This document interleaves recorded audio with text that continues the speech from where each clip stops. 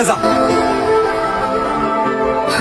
কিরে কি বুঝলি বেরেটা কিন্তু গলাই পড়ছে।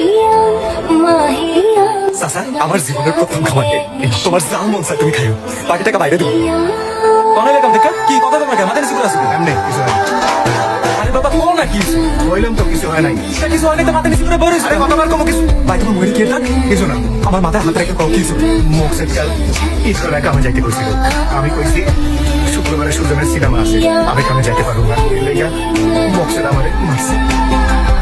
আমি যেখানে আছি কোনো চিন্তা নাই, আমি যদি তুই দেখছস তো করে ওকে রইছিল কত কই 4 ক্লাস খাইছ না রাত দুইটা বেলাইছ না এবার বস। আম্মা আমার মনে হয় ভাইজান রে ভূতেই মারছে। সুজন সুজন নসের ভাই কামে যাও না। আরে বই ওরা এসে আরে কি কও বাড়িতে মহিলা মানুষ না থাকলে কি কষ্টই না হয়, নিজে তো বিয়া করলাই না আর ভাইয়ের বিয়া নিয়ে কোনো মাথা ব্যথাই নাই। তোমার আশেপাশে কি উপযুক্ত মাইয়া আছে একটু চিন্তা ভাবনা কইরো। মগজের জন্য তো নায়ক হইব। হইছে জ্বর নিয়ে কথা কইলা রে প্লিজ বাড়িতে আসো। বিচার করতে আইছি। কি হইছে? কাল রাতে তুই আমার ভাইজান রে ভূতায় মারছিস কেন? তোর ভাই আমার বাইরে মারছে, আমি তোর বাইরে মারছি, হিসাব কি দিয়া? এত তাড়াতাড়ি আমি হিসাব ক্লিয়ার করতে আহিনি, আইছিলাম নশের বেলা দেখ। দেখছস হ্যাঁ এইবার যা, তুই আমার লগে এমন করস কেন সুজন? তোর লগে আমার কেমন করতে হইব? ভালোবাসার ফুল চন্দন দিয়ে তোর গোসল করে দেব?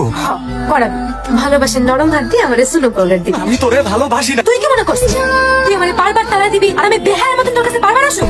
আসুন না, কোনোদিনও আসুন না। এই, যা দিন। কই গেছিলি?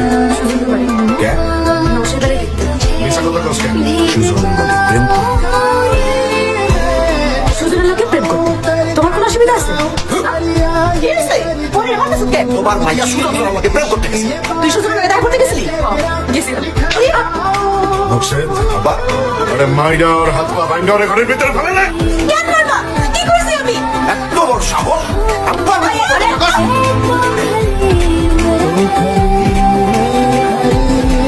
দশটা বছর ধরে তোর লেগে আমার বুকে রক্ত ঝরছে, তোর ভালোবাসা হাতে ছোঁয়া সেই রক্ত আমি দিনের পর দিন বুঝাইছি, কোনোদিনও তোরে বুঝতে দেই নাই।